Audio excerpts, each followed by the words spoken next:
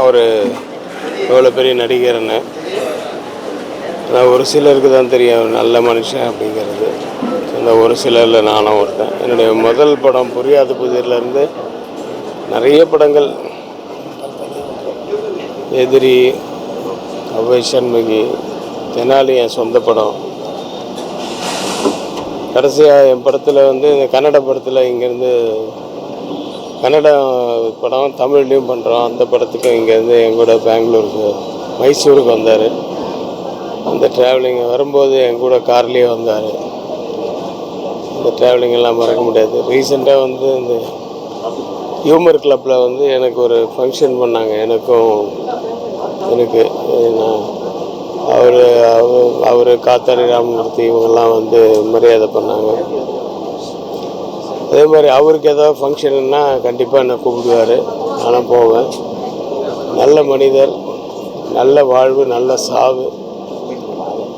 ஏன்னா எப்படி நல்ல சாவுன்னு சொல்கிறாங்கன்னா, அது நிறைய நோய்கள் பெட்டில் இருந்து கொடுமைகள் அனுபவித்து அப்படியெல்லாம் சாகிறத விட இந்த மாதிரி தூக்கத்திலே போயிடுறது நல்ல சாவுன்னு சொல்லுவாங்க. அதனால் நல்ல சாவுன்னு சொல்கிறேன். பட் அவர் இறந்துட்டார் அப்படிங்கிறது ஏற்றுக்க முடியாத ஒரு வருத்தமான விஷயம். நிறைய காமெடிகள், சென்டிமெண்ட்டு எல்லாத்தையும் மிக்ஸ் பண்ணி பண்ணக்கூடிய ஒரு நடிகர்.